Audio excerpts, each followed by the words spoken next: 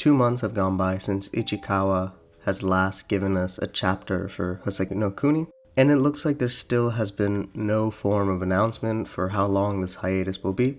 But it's the 25th, so I have another Houseki no Kuni related video today. Thank you so much for the enormous support and love I've been receiving for these videos as we get closer and closer to the big 1K subscriber mark. Today we'll be talking about Bort, my lovable meathead, who is also my third favorite character in the series, filled with amazing gems.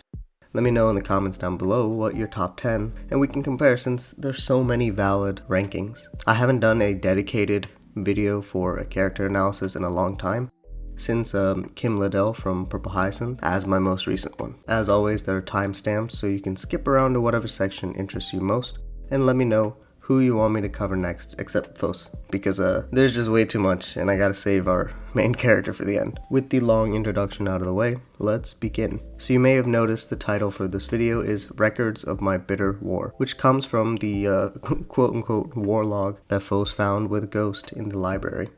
When I first read Houseki no Kuni, it was because of these character introductions that gave me this added contextualization for Bort. Just like how the warlog is extremely misleading, the way that Bort presents themselves is not because they love to go all out in battle, but comes from a form of protection as Kongo's right hand. What's cool with the foreshadowing is how Bort is the first person that Fos sees through the window after they finish reading that war journal. Although I don't believe what I said in the tweet anymore, since Bort probably isn't old enough to have seen times of peace like this that was written in the journal, but could have been inspired by it. Bort has such a strong presence because of the way their hair is staged by Ichikawa to mimic the sunspots that the Lunarians use to travel to Earth, as a counter to the foreboding designs when the Lunarians appear. Bort takes the overseer position, usually on top of the bell tower, and the overseer doesn't really ask for help ever, and tries to get others to do the best they can, even if it's a skewed form of support. And most of the gems usually take it really easy when Bort is on the scene because, well, Bort tends to be more capable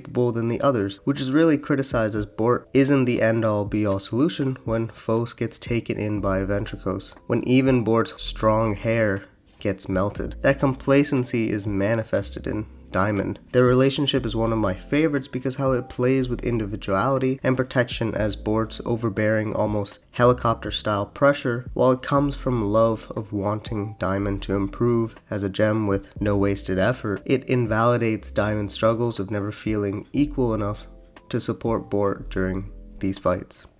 Bort makes assumptions about others, which creates this artificial analysis of their composure, which can never be accurate because Bort doesn't have these sorts of conversations in person. Bort assumed that no one would be inside the building when Bort gets Fos to ring the bells, which puts the one that they want to shelter the most in direct harm. This is why Daya is forced to change, a direct opposite to Fos. While Fos was seeking for a hand to hold and drag him out from melting into nothingness inside of Ventricos, Diamond actually takes those lines that Bort said to Fos in the snail incident, "Are you just waiting around for some good luck?"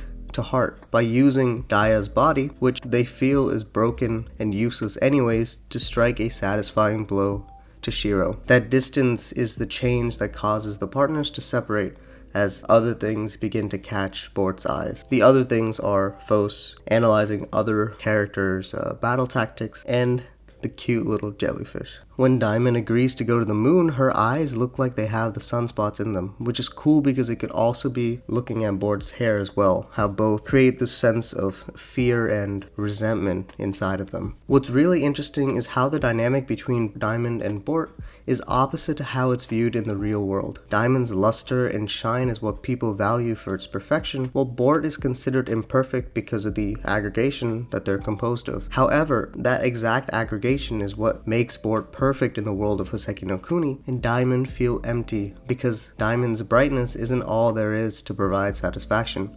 Compounded by the fact that these gems are immortal, they will fall under two camps, dynamic or stagnant. Although Fos goes to Diamond initially for their new fighting style for their historian job, it's really Bort who has always been refining their craft to perfection, while Diamond is trying to find some form of advantage just to stand out a little more, just like how the gem is. Every piece of advice or information that Bort gives out shows an inherent flaw of their own. Wasted movement and having brisk conversations is what Bort is all about, because efficiency gives better results. But this is where the disconnect with others comes from, because Bort doesn't spend the extra time to look at the initial parts of a gem, just them as a whole, similar to how they viewed the Lunarians or battle tactics. A wave and the motions of that wave when perfected is what yields the most optimal result. But when you're always right, no one can really question the mistakes you aren't making. Zekrom, always fearing that they would lose their partner, Yellow, is exactly how Bort feels about Diamond, which is why they're so overprotective and overbearing of Dia. Even when Bort is pissed off because of Phos's devious ways to recruit gems to the moon, Bort is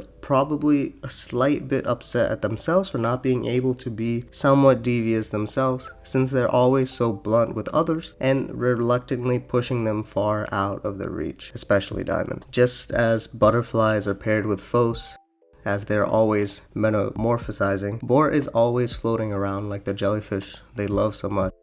The first time you see the connection between the animal and gem is when Bort asks Phos to be their partner.